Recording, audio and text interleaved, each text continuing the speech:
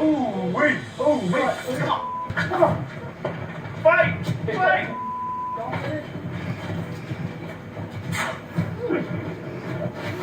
You thought you knew the roaring engines and fierce rivalries of Street Outlaws, but what if the biggest secrets were hiding in plain sight?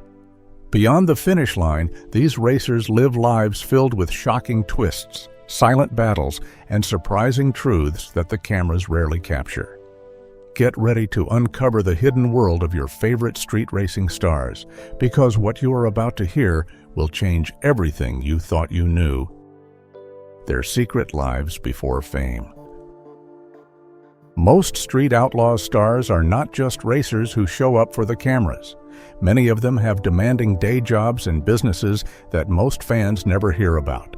These jobs are often what help them pay for their very expensive racing passion. It is a hidden grind behind the glamour of television fame. The show itself does not pay sponsors because the activity is considered illegal, so their daily work is incredibly important for funding their costly hobby. Doc, for example, owns a diesel repair shop called Southwest Diesel Service. Some even say he owns a trucking company. He once mentioned how his racing life is very hard on his work and his family life, saying he works 2 full-time jobs. Daddy Dave, before he opened his own auto shop called Comstock Automotive, used to work for the state. This job gave him good benefits, but did not pay much. Chuck Seitzinger runs his own business, Alternative Motorsports. This busy shop is where he works on his own cars and helps other racers. Before the show, he was a Honda mechanic and even won championships in import drag racing, showing his long history in the automotive world. Sean Ellington, known as Murder Nova, once had a company that built power lines. Now, he is focused on Midwest Street Cars, a shop he runs with his dad and his son, continuing a family tradition in the automotive field. Big Chief also owned an HVAC heating and air conditioning business before he started Midwest Street Cars, another example of a strong business background. Monza used to install garage doors. Today, he is still well known for his powerful, sinister split bumper Camaro, showing how diverse their skills are outside of racing. Derek Travis worked as a service writer and a tow truck driver. Here is a surprising fact. He actually lost his job because his boss did not like him being on the show and breaking the law in public. This highlights a harsh truth.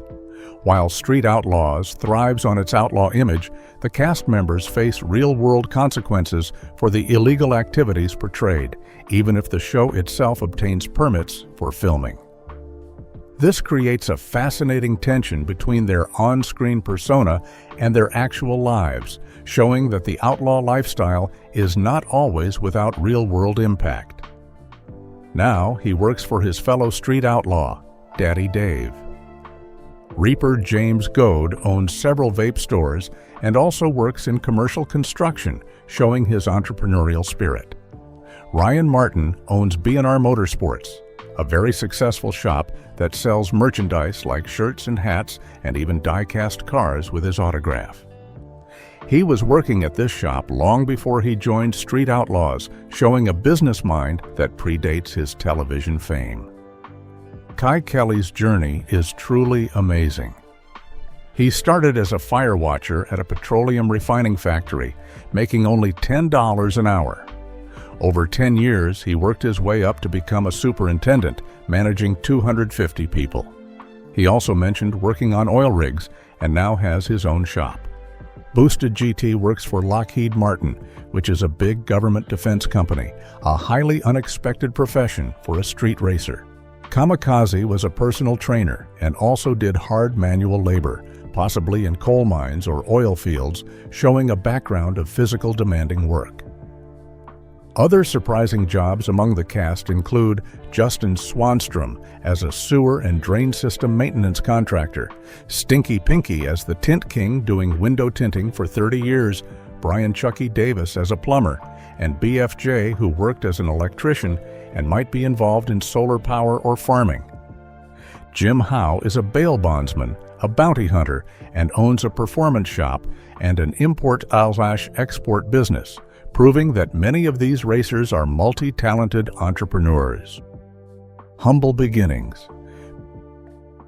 Many of these racers started with very little, driven by a pure love for speed and cars. Their passion was ignited long before the cameras arrived. These personal stories reveal that the drive to race for these individuals was not born from the desire for fame or money from a TV show. Instead, it came from a deep, lifelong passion for cars and speed, often cultivated from a young age and humble beginnings. Kai Kelly, for example, bought his very first car, a 1965 Chevy 2 Nova, at the young age of 15. He saved the money for it by working 2 jobs, milking cows and bagging groceries. This early purchase sparked his lifelong obsession with getting faster. He later built his own truck and then transformed a beat-up Camaro into his famous car, the Shocker, a testament to his self-made journey. Sean Ellington, known as Murder Nova, grew up sweeping floors in his dad's auto body shop in Sayre, Oklahoma. His dad taught him a lot about cars from a young age. They always enjoyed tinkering with hobby cars together, trying to find ways to make them faster, laying the groundwork for his future racing career. Doc's first real race car was a 1970 Chevy Monte Carlo that he bought off eBay. He drove it all the way back to Oklahoma City, put it on the track, and ran a 12.27 right away. He said he was hooked right there. Before that, he just terrorized the streets as a teenager having fun, showing a natural gravitation towards speed. James Love bought his first car with his own money, a 1972 Monte Carlo, for an unbelievable price of only $75. He put a timing chain and some new brakes on it and drove it for a long time. Tragedy strikes. The world of Street Outlaws has also seen heartbreaking losses and personal battles that most fans might not fully understand. These tragedies serve as a stark and painful reminder of the real dangers of high-speed racing and the deeply personal battles cast members face off-screen. Lizzie Musey, a fierce and talented competitor, made history as the first woman to win in the Professional Drag Racers Association Pro Nitrous category. She was also the first to take a door car to 200 mph in the 1/8 mile. Her incredible racing journey was tragically cut short when she publicly announced her diagnosis with stage 4 triple-negative breast cancer, a very aggressive form of the disease. She bravely fought the illness, even seeking special treatment in Germany. Sadly, she lost her life on June 27, 2024.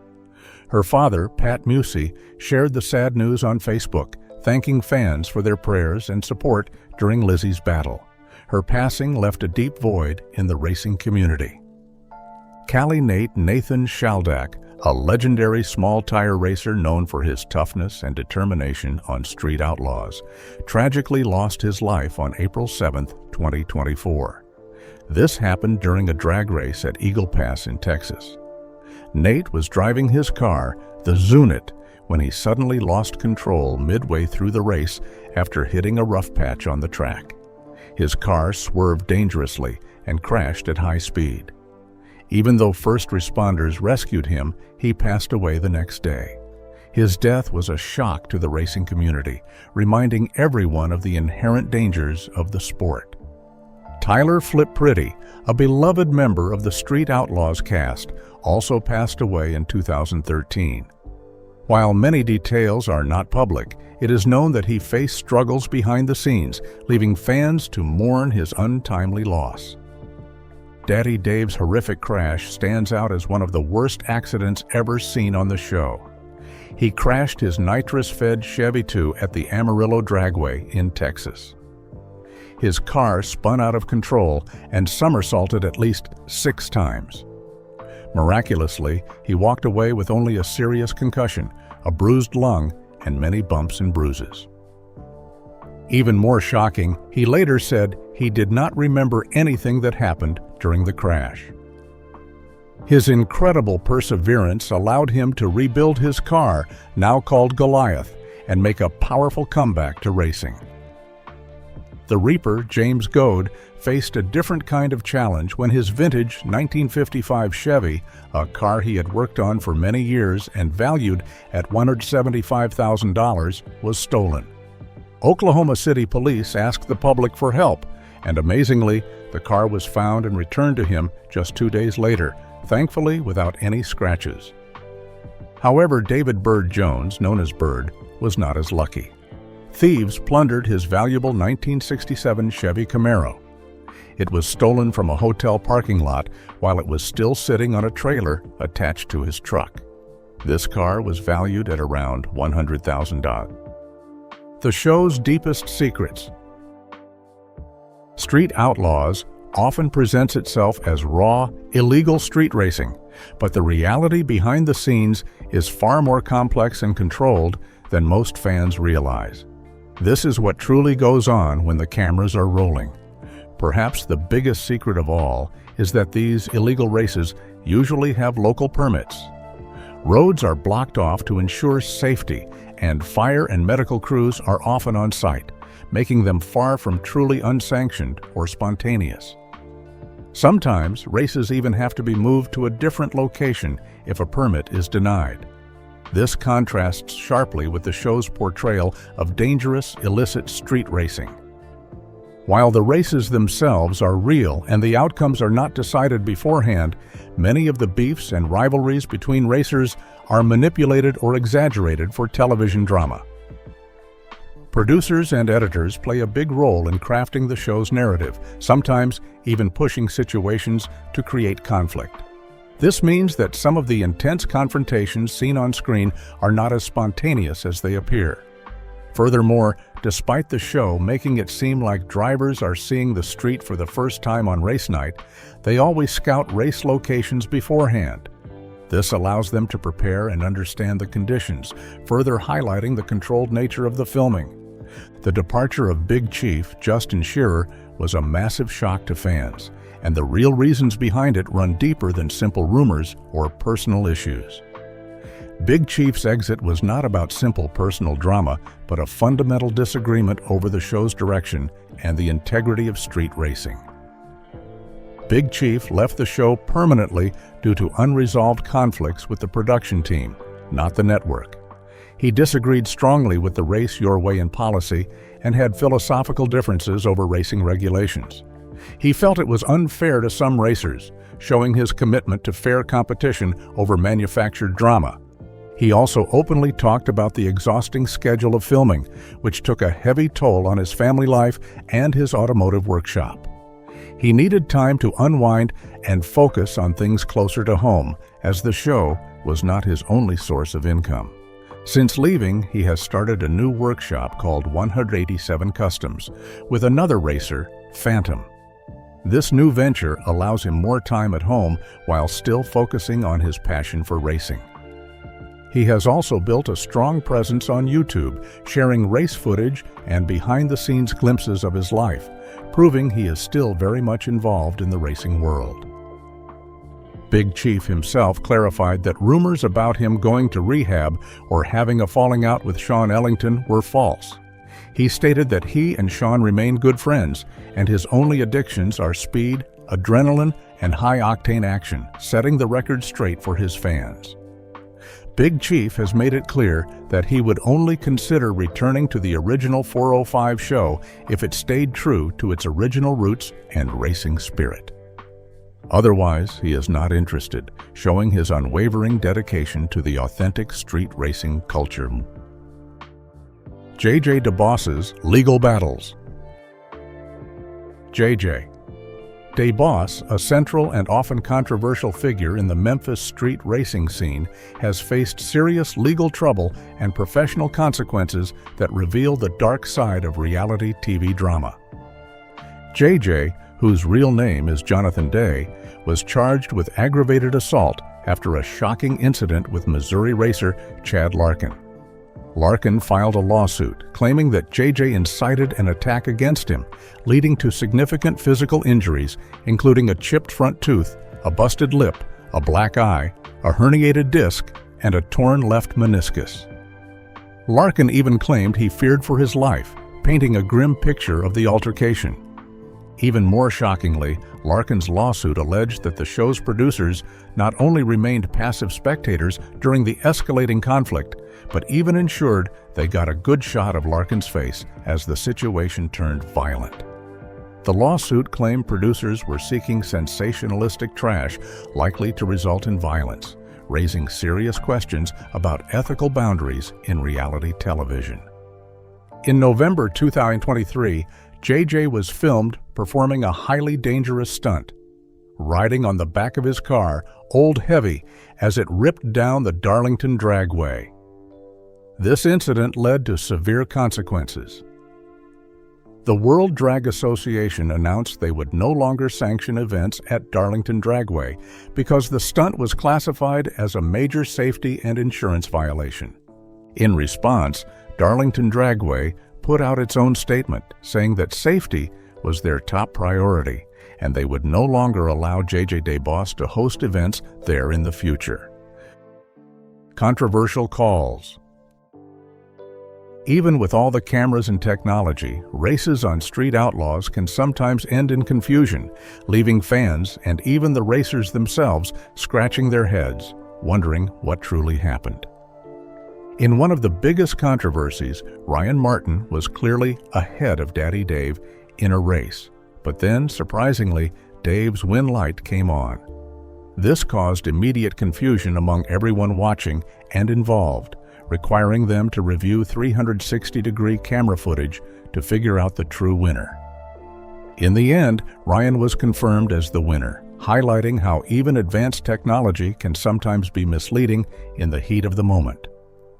A very similar and confusing incident happened in a race between Jeff Lutz and Shake and Bake. Lutz clearly won that race by about half a car length, but Shake and Bake's win light still came on. This happened right before the Ryan and Daddy Dave race, confusing everyone even more and showing that these glitches were not isolated incidents. Life after the list. Where are they now? Farm Truck and AZN, known for their unique and unconventional car builds, took a surprising path away from the Main Street Outlaws show, but their journey eventually brought them full circle. Their intentional choice to prioritize authenticity and affordability over the pro-mod trend, and their eventual return to the main franchise, highlights the enduring appeal of Street Outlaws and their unique place within it. They made a conscious decision to step back from regular appearances on the Main Street Outlaws show. Their reason? They wanted to stay true to their street-style roots. They felt that the cars on the main show were becoming too fast and expensive, turning into pro-mod type race cars that they simply could not afford or did not want to build. Farm Truck even joked, "Hats off to the guys that do it, but we would rather put nitrous on a toilet than go that fast," showing their unique approach to racing. After stepping back, they shifted gears and launched their own spin-off show, Street Outlaws, Farm Truck and Asian, in January 2022. This show focused on their crazy car builds and races, really showing off what makes them special. They also brought back their own business, the Farm Truck and Asian Shop, a hotspot for custom car projects, and launched their own line of merchandise, expanding their brand beyond the original show. However, their spin-off did not find the same success as the main show. It was partly due to poor publicity and being hard to find, as it was only available on Amazon Prime, not Discovery Plus like other Street Outlaws shows. The show also featured some seriously dangerous stunts, which raised concerns, showing the challenges of launching a new series. Despite the spin-off struggles, Farm Truck and AZN have accepted back into the Main Street Outlaws fold. They are now involved in a new TV show called Locals Only. For this show, they returned with their unique AWD Jeeps. AZN's Jeeper Sleeper 2008 Jeep Grand Cherokee SRT8, built by the MMX team, even won a daily driver battle against top names like Big Chief and Daddy Dave, proving their unconventional approach still works and that their unique style still resonates with fans. Mallory Molly Gully, known to fans as Money Girl, was a prominent female racer who seemed to disappear from the show. But her private life took a surprising, very quiet turn that most fans never figured out. Molly quickly became one of the most famous faces on Street Outlaws, Memphis, thanks to her expertise behind the wheel. However, when the 5th season of the show aired, she was simply gone, leaving many fans wondering what happened. The hidden truth is that Molly had a very low-key wedding to Judd Freeman sometime in 2023. Her Instagram account no longer exists, and her Facebook account, which used to be full of posts, is now empty. Her name on Facebook has changed to Mallory Freeman, and her profile picture is a wedding photo, confirming her new identity and desire for privacy. Jode's Facebook posts show that he and Molly got engaged in October 2023. Unlike Molly, Jod posts regularly, and his account is filled with sales adverts for houses, cars, and farming equipment. He also regularly posts about keg towing, suggesting his business interests and a stable life away from the racing spotlight. Before her Instagram was taken down, Molly was following in her family's footsteps by selling her own brand name merchandise. She is doing well financially, with an estimated net worth of $200,000. She loves dogs, owns 2 of them, and even took them as her dates to her sister's wedding. Besides her purple 1964 Chevy race car, she also owns a white Corvette Z06, estimated to be worth $79,000. This shows that despite stepping away from the public eye, Molly is thriving and enjoying a prosperous private life. While some cast members have stepped back or faced incredible challenges, many original Street Outlaws legends continue to dominate the racing scene and build their legacies, proving their unwavering passion for speed. Daddy Dave, despite his horrific crash and serious injuries, has cemented his legacy as one of the greatest racers the show and the streets have ever seen. He fought back, evolved, and rebuilt himself and his car, Goliath, piece by piece, proving his incredible grit and passion to all his fans. Murder Nova. Sean Ellington is still killing it on the track and remains a major force in the racing world. He feels most at home when he sits in his 1969 Chevy Nova before a race, describing screaming down the street in it as the greatest adrenaline rush in the world. He enjoys working on several project cars, including a 1955 Chevy, with his dad and his son, continuing a family tradition and passing on his love for cars. Ryan Martin remains a regular on Street Outlaws and continues his impressive winning streak. His success extends beyond just racing. His privately owned company, B&R Performance, is quite successful, selling merchandise like shirts, hats, and even die-cast cars. His net worth is estimated to be around $2 million, with much of it accumulated before his time on the show, showing his business acumen alongside his racing talent. Chuck Seitzinger continues to run his successful repair shop, Alternative Motorsports, and maintains a strong online presence with his lively YouTube channel, Chuck Seitzinger Racing. He is a veteran racer who boasts a very supportive family that stands behind the extra time needed for racing, illustrating the importance of family support in their demanding lives. Jerry Monza Johnston has been drag racing for over 30 years and has been on the OKC list since 2006. He is known for his intimidating presence and his calm demeanor behind the wheel, making him a true veteran of the sport who continues to inspire. The world of Street Outlaws is far richer and more complex than what meets the eye. Beyond the roaring engines and fierce competition, these racers lead lives filled with unexpected careers, personal triumphs, heartbreaking losses, and behind-the-scenes drama that most fans never truly understood. Their stories reveal the true grit, passion, and resilience required to live life in the fast lane, proving that the greatest secrets often lie just beyond the finish line.